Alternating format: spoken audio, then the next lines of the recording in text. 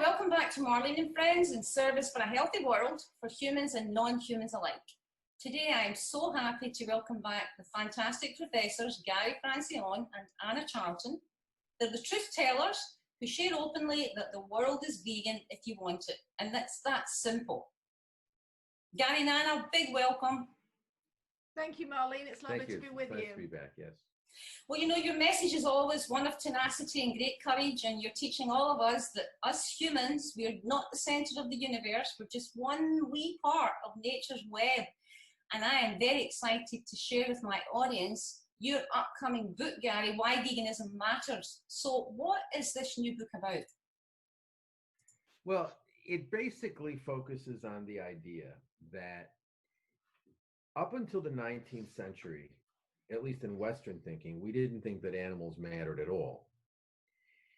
After the 19th century, there's a paradigm shift, and the fact that animals can suffer sort of, I mean, something we knew before the 19th century, but it becomes the central focus of our willingness to accord some moral value to animals. The problem is that although we acknowledge that animals can suffer, and although we've now gotten to the point where the fact that they can suffer means that they have moral value, we haven't acknowledged that they have a right to live. That is,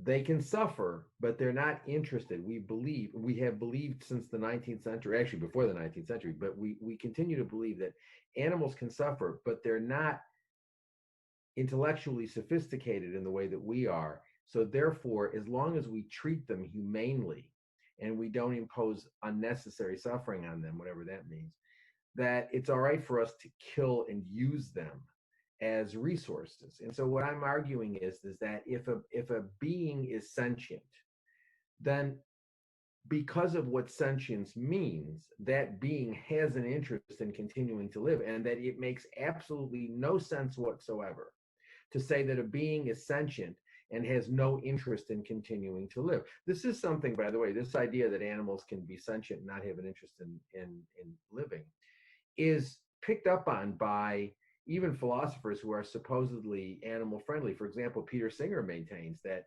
just because an animal's sentient doesn't mean that the animal has an interest in continuing to live. Even Tom Reagan, who promotes the theory of animal rights, maintains that sentience alone is not enough for a being to have a morally significant interest in continuing to live. And so what I do in this book is I argue that being sentient alone is enough to have a morally significant interest in continuing to live.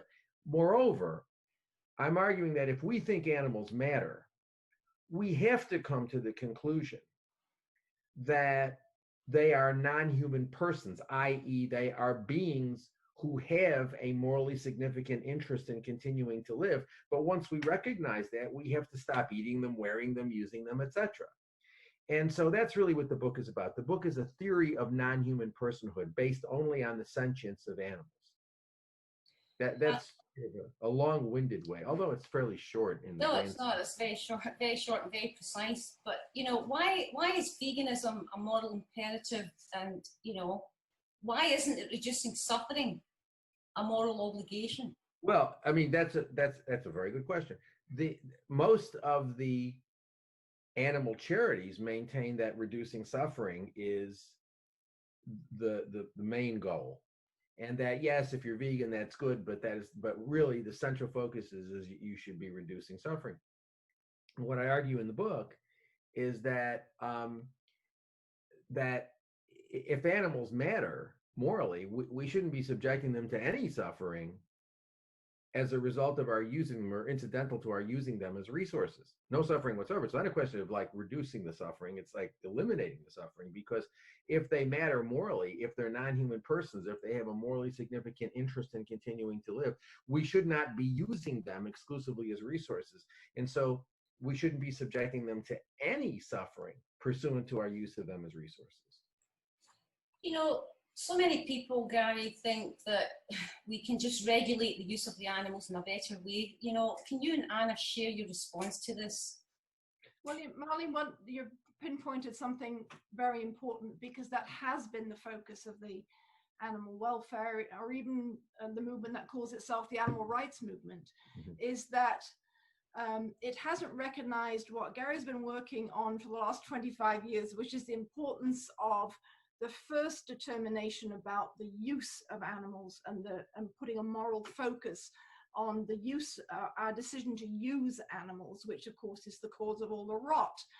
But we've got a framework where the fact that we continue to breed domesticated animals, or we're capturing them, or however we're bringing them into our control for our uses, and we're starting them on this journey that we all know ends up in a slaughterhouse in one way or another.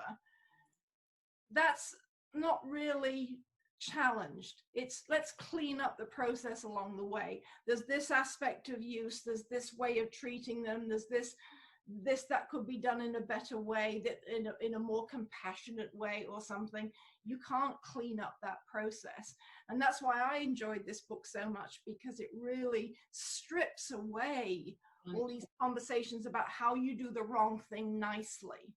And I want, you know, Anna and I have been working on this since we've been together, which is a while.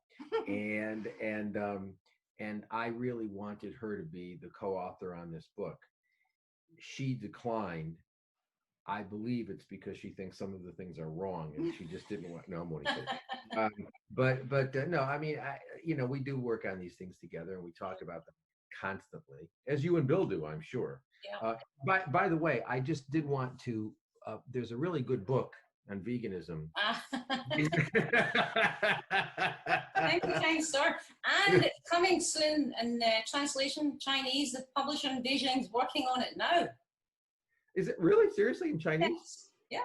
Yeah. So the publications, the translation's well underway. And when is your book coming out, Professor?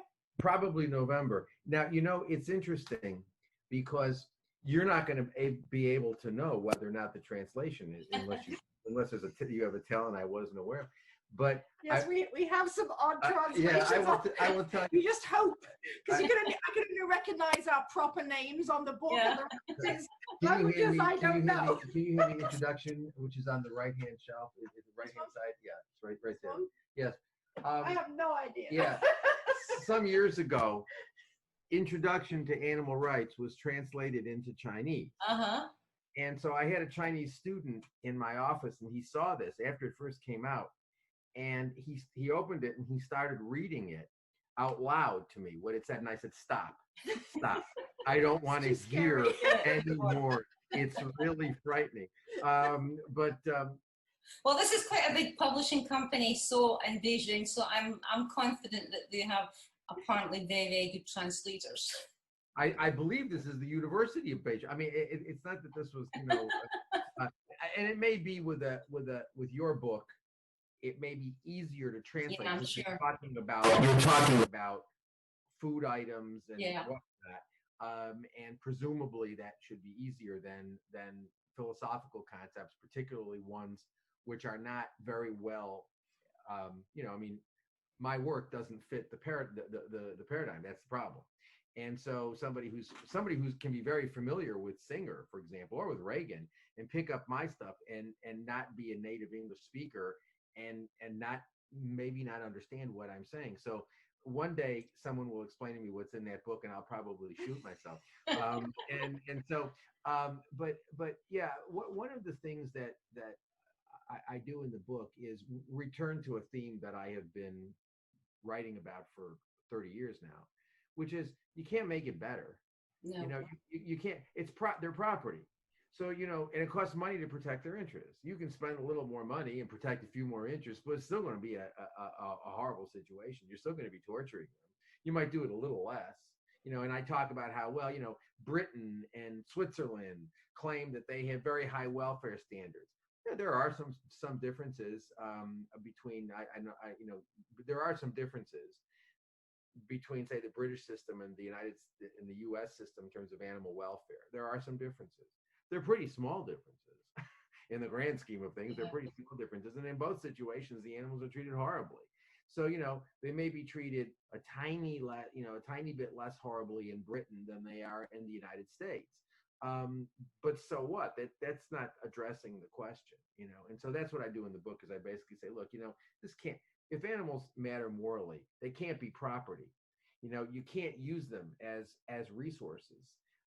If they matter morally, we have to regard them as non-human persons, i.e. beings who have a morally significant interest in continuing to live. And that means you don't use them for food, for clothing, for entertainment, whatever. And what it also means, and this is somewhat controversial, what it also means is you don't continue to domesticate them.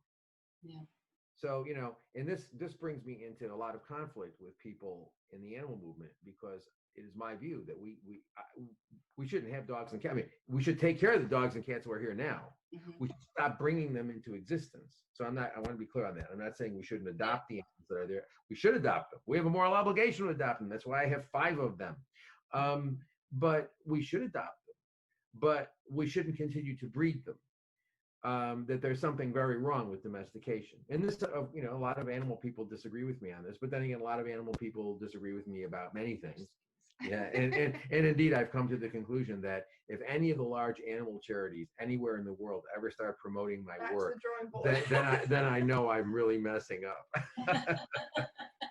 Well, you know, you do it as much as we do, that people keep saying, well, you know, no one can be vegan because no matter what we do, we end up killing the animals. So what sense does it make, you know, to say we have an obligation to be vegan? I'm still surprised when I get that sort of comment, because of all the moral problems that we're faced with and all the complicated situations that we're dealing with, this is one of the easier ones to address. I mean, it's within our own personal control, and most things aren't that are wrong with the world. We can all individually make that decision, and you put all those individual decisions together, and soon you've got real change. So it's refreshing when when that penny drops with people and they realize that they can make that individual decision, which has such a big impact.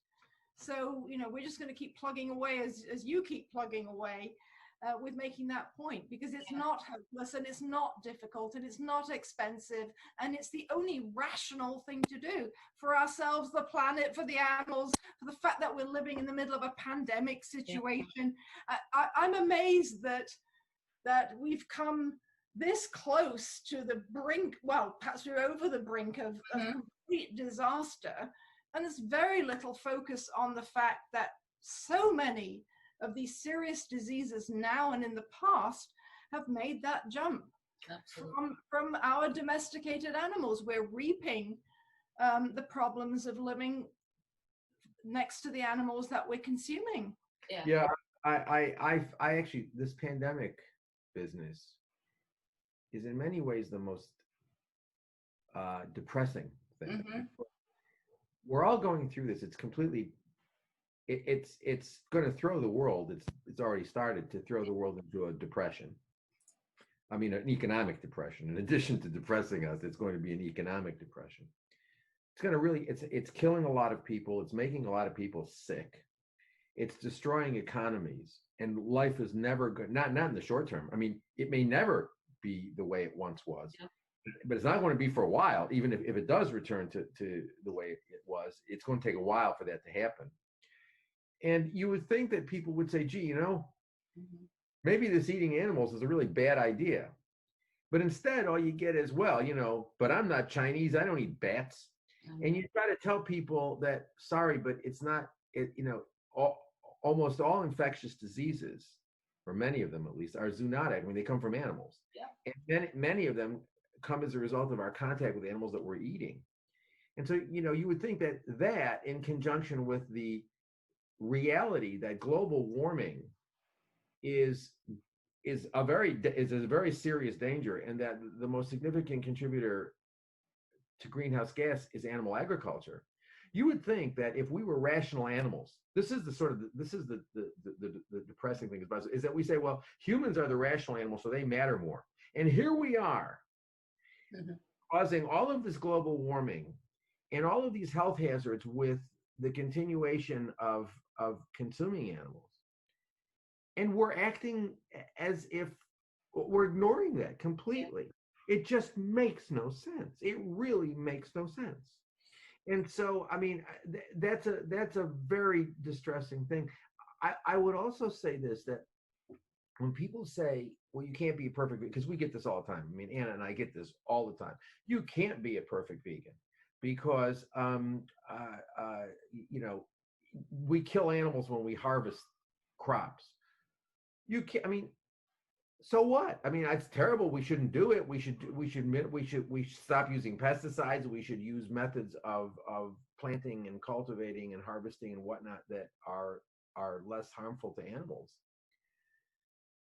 But when we manufacture products, human beings are injured. And when we build roads, we know that human beings are going to be killed down those roads. Mm-hmm. So if I build a road and I say, well, 65 miles an hour, 10 people will be killed on this road in the next month. Does that mean there's no difference between building the road and killing, deliberately murdering 10 people? The answer is, of course, we all recognize that. You know, human action causes harm to other humans and to non-humans. The issue is the deliberate harm of animals or deliberate harm to humans. Those sorts of things we can control and we ought to control. And you know, and so you get this, well, you know, you can't be a perfect vegan. Well, so what? You can't be a perfect vegan. You know, I mean, does that mean that because you can't be a perfect vegan, you ought to stop eating all animal products or wearing them or using them or going to circuses, zoos, or rodeos or whatever, you know, because you can't be perfect? And the answer is, well, no, and we don't say that when it comes to humans. We don't say, well, you know, I'm really in favor of human rights, so therefore I'm never going to do anything which has detrimental consequences, indirect and unintentional consequences for other humans. That would require that I sit in a cave, basically, and never do anything and never venture out from the cave. Well, you know, we're not going to do that, you know, but what we can do is we can have, you know, we can live in a way in which we do not deliberately harm other people, other humans. And similarly, we can live in a way in which we're not deliberately harming non-humans. So what I'm asking for is parity with respect to not directly harming animals, not directly harming humans. Well, as you both know, we all hear it all the time as well. You know, everybody cares about animals, they love animals, but only a tiny fraction are vegan. A tiny, tiny fraction. And the rest often think of veganism as an extreme position. Now, you know, your idea of the abolition of animals it doesn't seem too far-fetched to me at all. And, you know, right now, because as you said with the pandemic, people have said to Bill and I, well, you know, I mean, I think you have to put the animal thing off to the side and focus on the humans. Right. Really? Right. No, you completely got it wrong. So, you know, I mean, I take my hat off to you both. The work that you both do day in and day out is just unbelievable. It's admirable. It's incredible. And for not any of the animal organizations to support your work is just completely mind-boggling. Well, one of the reasons that I'm pleased that I have, first of all, a hard copy. Thank you for making this hard copy, because it's going to be about food preparation. It's nice to have something you can put down. So I've given this to a lot of people, and I think everyone appreciates the fact that you're not fighting with a paperback. That's just mine. And it's very reasonably priced for a hardback book. It's very reasonable. How can you look through this book and think that this is difficult or deprivation or expensive or anything like this? I mean, I have my favorite pages in here, and some of them are very indulgent and everything, but it's stuff you can make when you come home from work. It's stuff you could make if you're a little short on money for that week. It's stuff that's appealing to everybody. It doesn't look weird. It's a version of stuff that we've eaten before. If you portray being vegan as something where you have to drop out of your normal society, spend the rest of the day cooking, you know, cooking beans that you haven't otherwise heard of and grinding your own corn so that you have no other life. We both have, you know, busy schedules. We actually managed to do something else. Being vegan is just like the baseline, and then your life continues in a better way. It's just, we have to characterize this as not difficult, not just for a few special people who can do it. It's for everybody. I mean, it's the fundamentals, isn't it, Anna? The fundamentals are eat plants, hydrate, exercise, get some sun, done deal. It's so complicated. Right, and it shouldn't take over your whole life. No. Your life, but it shouldn't consume every moment of your thinking about what you're doing. So, and you know, when people say, well, it's hard to be a vegan, I always say, look, do you eat fruits? Yes. Yeah. Do you eat vegetables? Yeah. Yeah. Do you eat grains? Yeah. Do you eat beans? Yeah. Do you eat seeds and nuts and things like that? Yeah. Say, fine. Just eat more of those things and cut out everything else, and you're all set to go. There's no problem. And then the other thing is, you go, well, I don't know anything about vegan nutrition, and you know, I'm just concerned about nutritional issues. And I always say to that, look, you're eating decomposing flesh, cow mucus and chicken ova, and all of a sudden you've gotten this interest in nutrition. You can learn what you need to learn about nutrition in about an hour if you're a slow reader. I mean, there's really very little to know. You know, you have to make sure you get your B12. Other than that, there's really not a hell of a lot to know. And so I think that, you know, now I want to go back to a point you made before about people who love animals. We get this all the time. As a matter of fact, what I really love sometimes, when I really want to get discussion going on the Facebook page, there are a couple of go-tos that you can post, and you always get a response. One, for example, is I'm opposed to all discrimination, and that includes discrimination against trans people. I always get a big reaction to that because there are a lot of transphobic people out there who are animal people, unfortunately, and who jump on and get very vicious sometimes. But another thing is to say, if you care about animals and you're not vegan, you don't care about animals. And I love doing that one because that gets people, you know, gets their blood pressure up, hopefully to within healthy but elevated levels. It gets people really excited because they believe you can care about animals but still continue to eat them. You want to say, what are you talking about? You know, and another thing that another one that I find useful is to say that you love animals but you eat them is similar to saying that you love your partner but you beat her. It just doesn't make any sense, and people get really riled up about that because they believe that, you know, they have no problem seeing that if you say you love your partner but you beat her, there's something wrong with that. But they don't think it's necessarily wrong to say I love animals but I eat them. And it's really interesting because when you push people on that, and so how do you know, if there's no need for you to eat animals and you choose to eat them, then how is it that you're showing that you have any regard for their moral value? And, you know, it came up last week when the, what's his name? Is it Palmer? Is that the dentist's name? I always get, there's that, I think his name is Palmer. He's the dentist from Minnesota. I just refer to him as the dentist from Minnesota, who goes off and kills exotic animals. And everybody hates him because he goes off and kills exotic animals. And so I love to post, you know, here's Walter Palmer, I think that's his name, but whatever his name is, this guy going off to Africa again, and he's killed an exotic animal. Does this upset you? Then go vegan, because if you're not vegan, you're no different from this guy. Yeah. People go wild when you say that.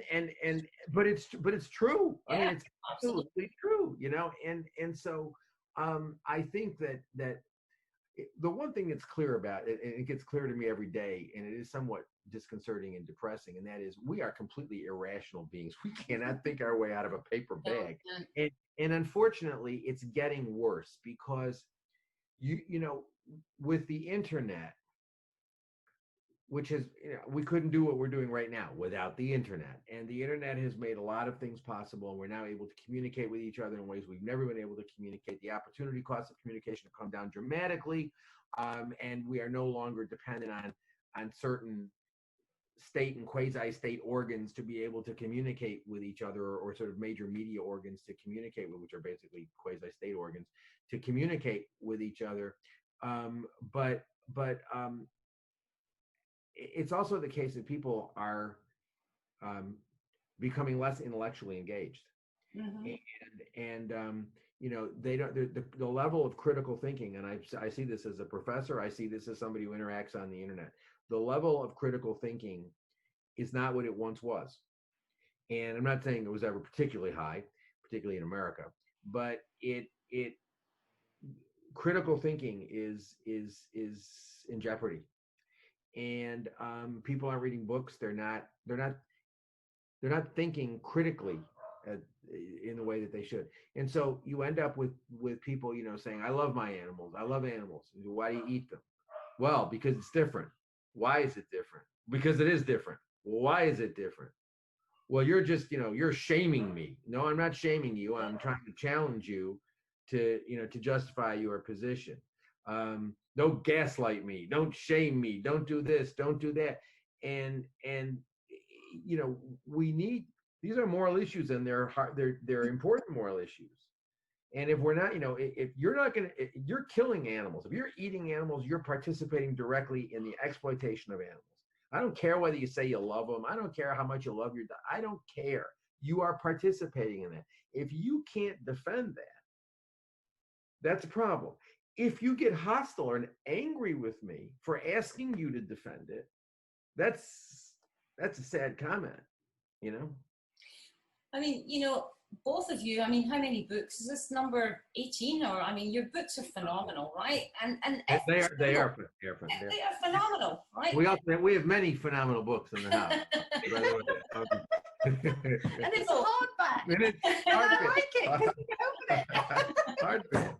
But honestly, the everything you do, you don't make everybody, for me. It's a really important point, Marlon, because I think a lot of bad thinking hides behind highfalutin language. And if you really strip it down and you really engage with people, I think that's when you can get through person to person, because I think most of us know that there's a real moral issue here, and I think we're all defensive if we're still eating animals, and I think we want to go off on a tangent or distract or shut the conversation down. And I think also the groups that use campaigns that focus on, the atrocity of the week, present you with a horrible image, and if you've got any sort of compassion in you, your reaction is, oh, I want that to stop. I want that to stop. So they say, oh, well, contribute to us because that's our campaign and we'll stop it on your behalf. You don't really need to do anything else.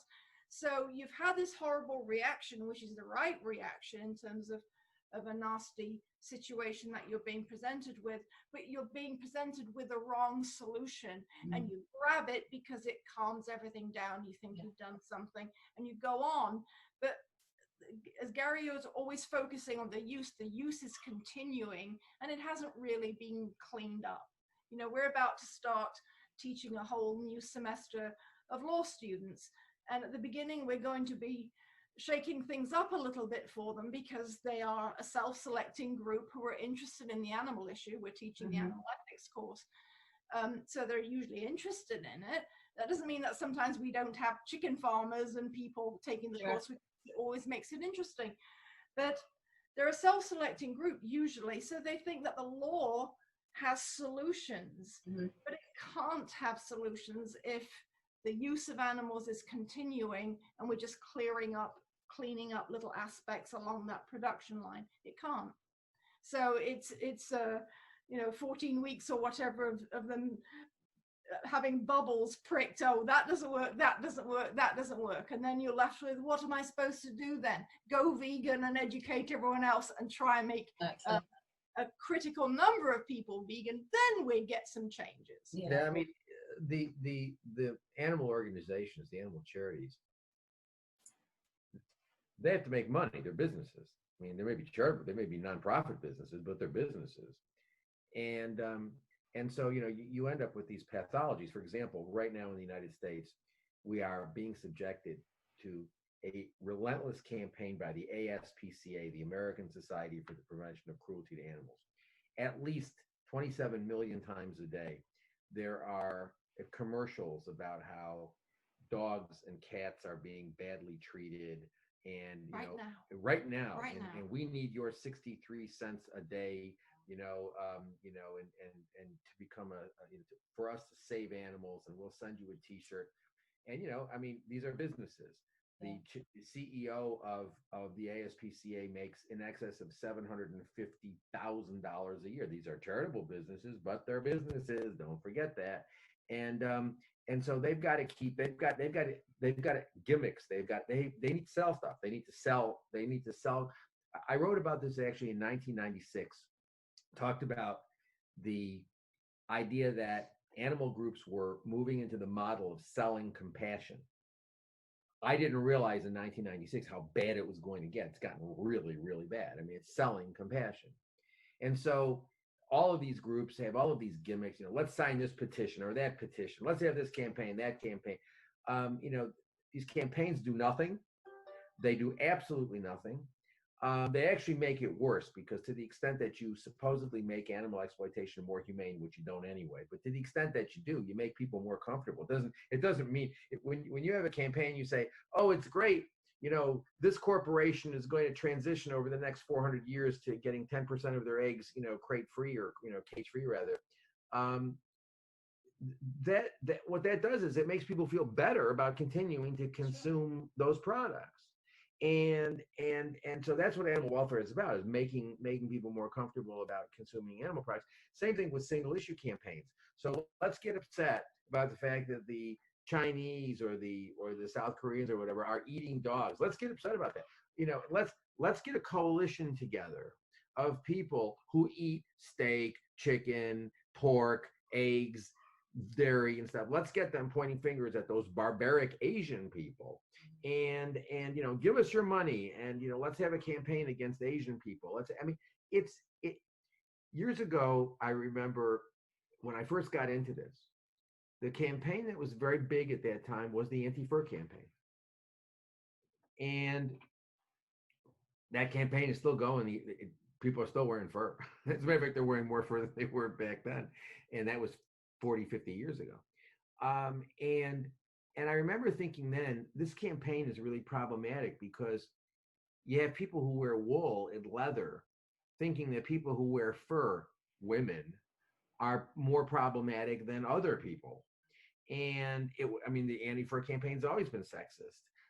Most of these single issue campaigns focus on, they basically reinforce some form of discrimination, whether it's, xenophobia or whether it's anti-Semitism, and we focus on the fact that, kosher slaughter is, we say is worse than stun slaughter, or halal slaughter is Islamophobic. I've had a number of arguments with groups because they target halal or kashrut, kosher slaughter, and I, as if stun slaughter is somehow better. I mean, it's all horrible. It's all horrible. All of it's hideous.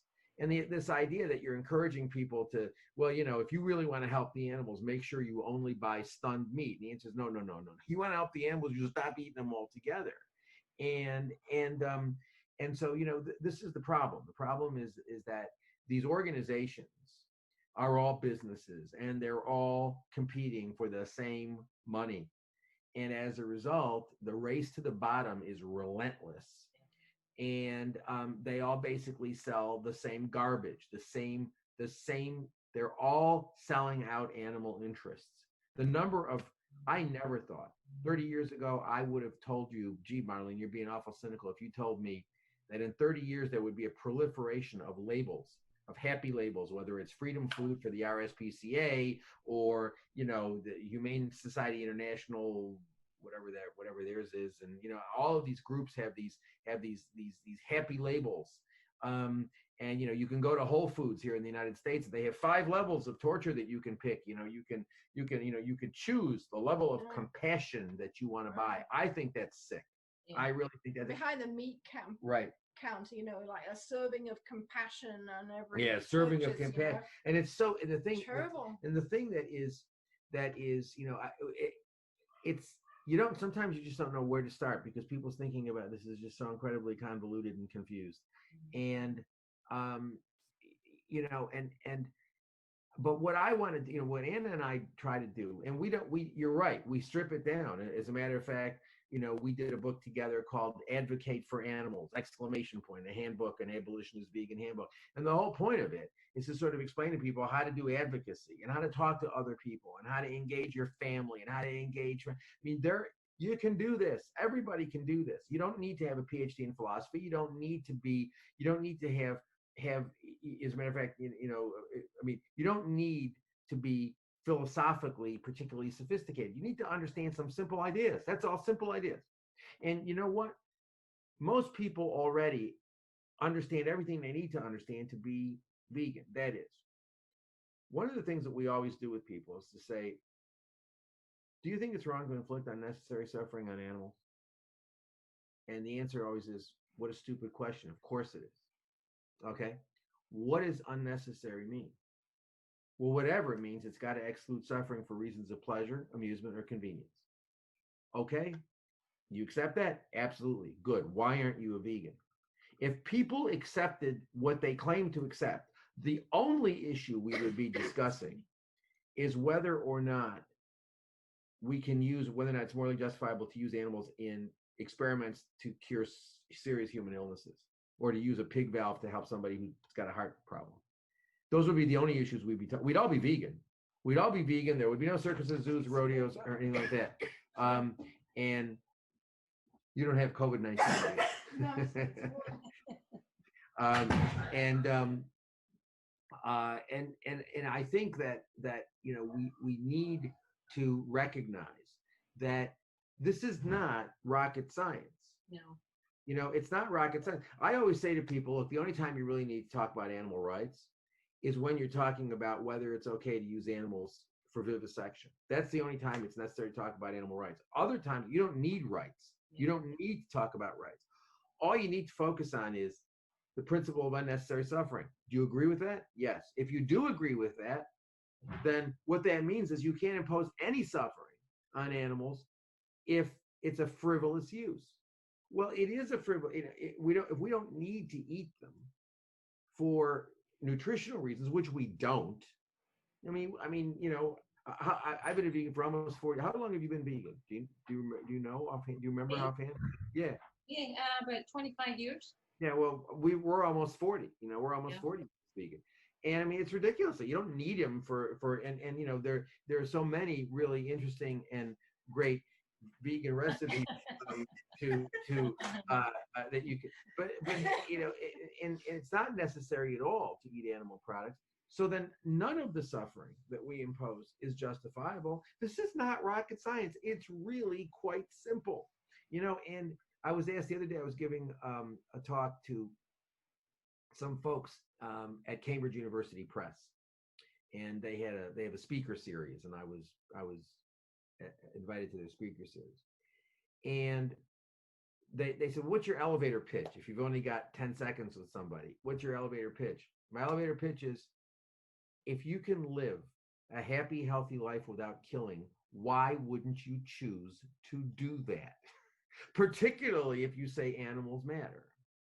And the other thing that was interesting we talked about was somebody had picked up on that I don't eat fake meat, because I don't eat fake meat.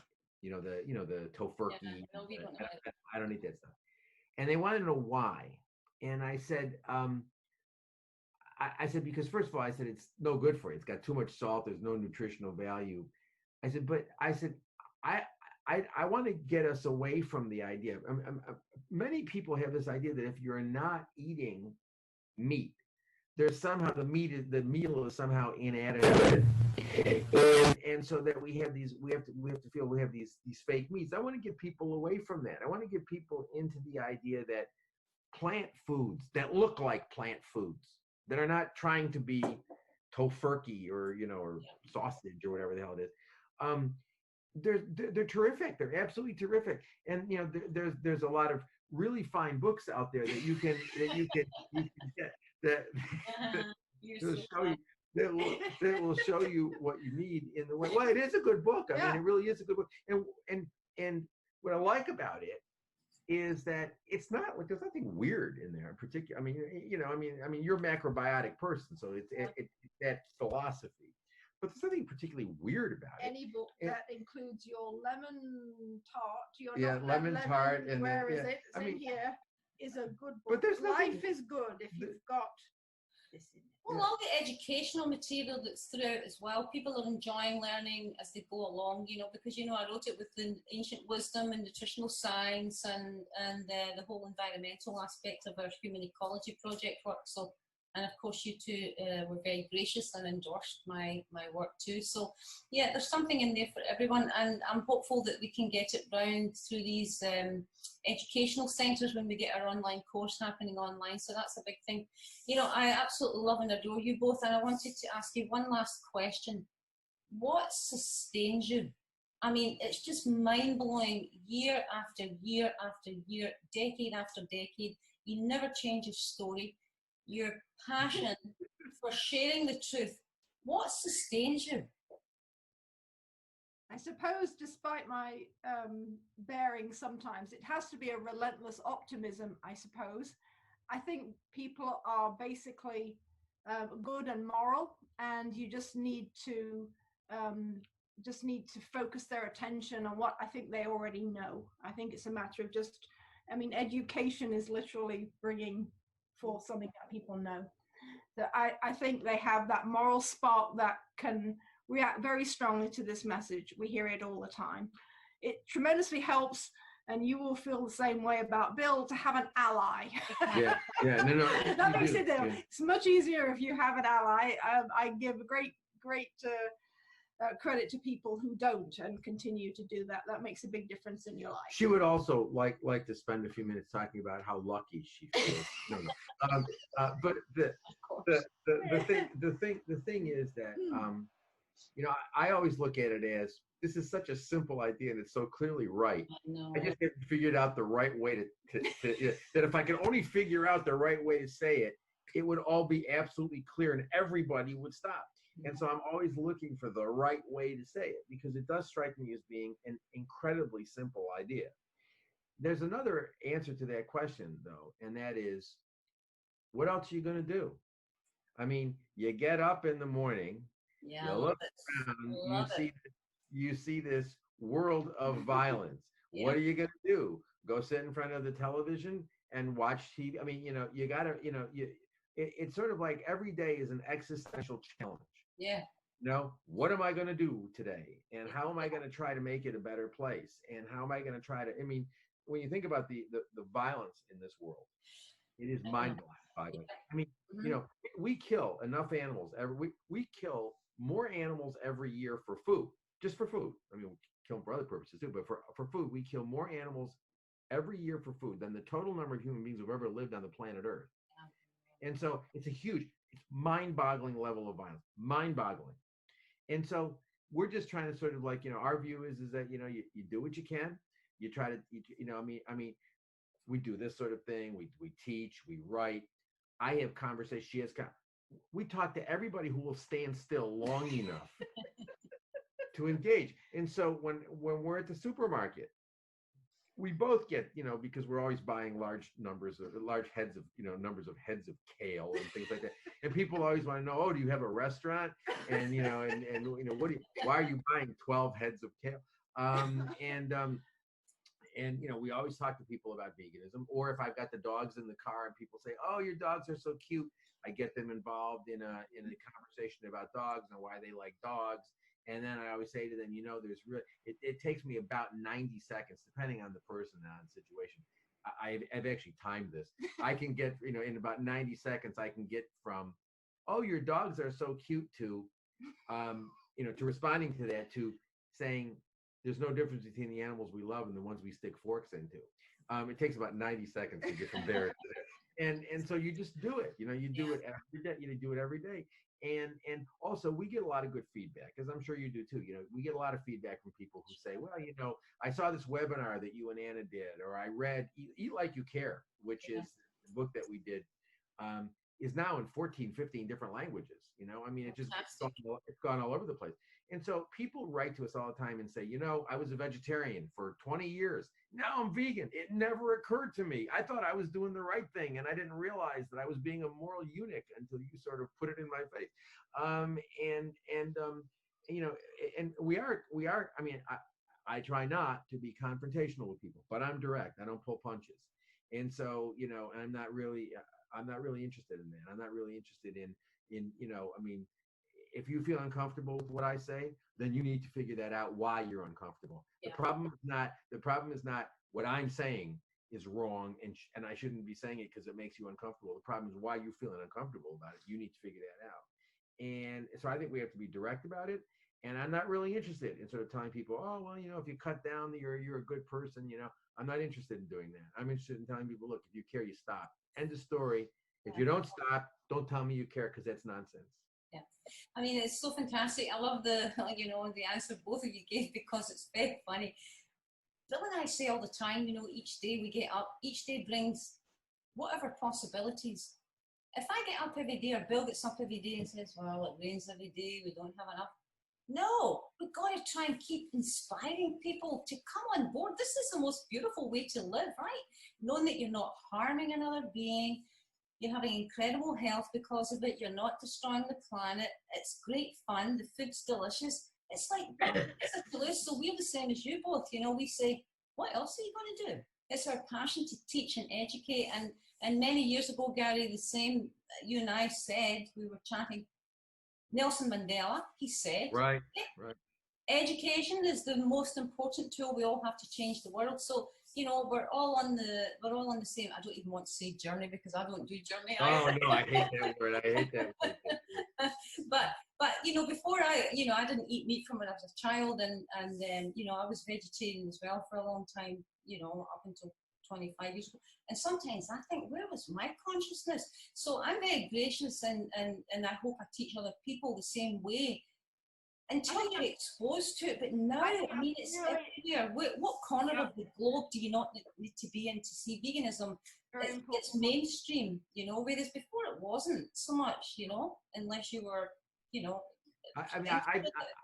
I became a vegetarian. I didn't even know what a vegan. When I became a vegetarian in the 1970s, I didn't know what a vegan. I had never heard the word vegan before.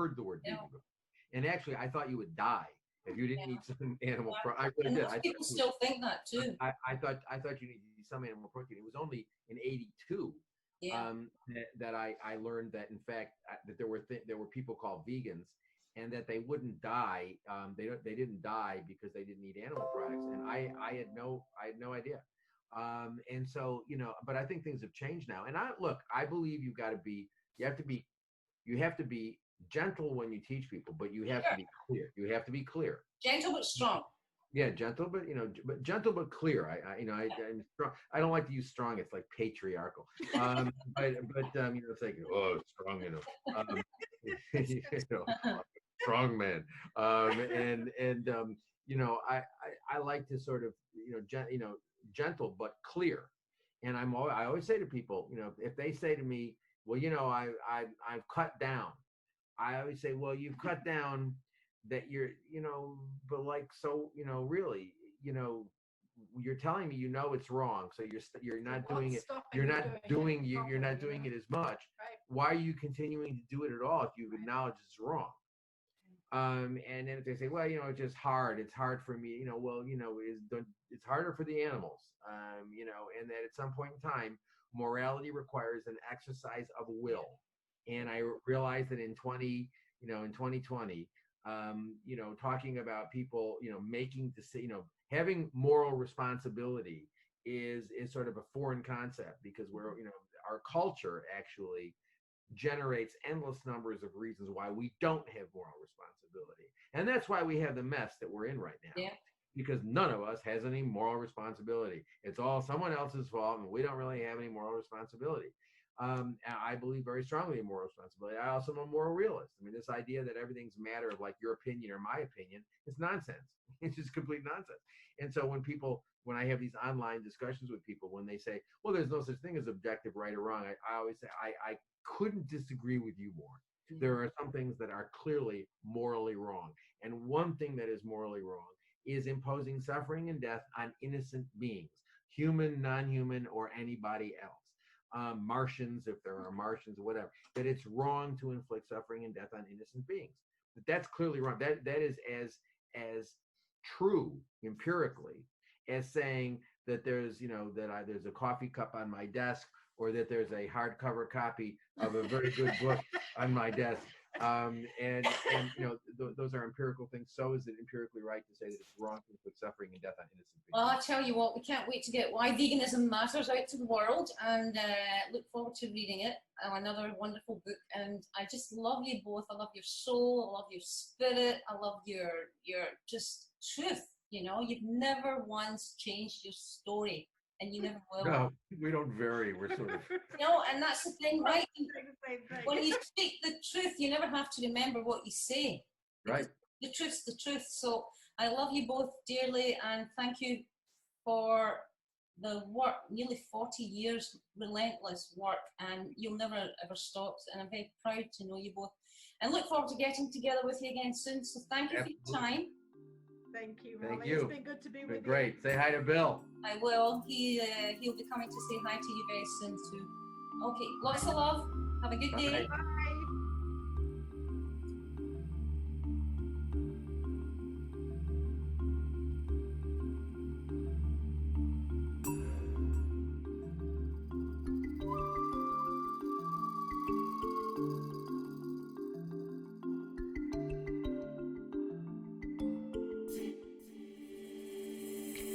Yeah.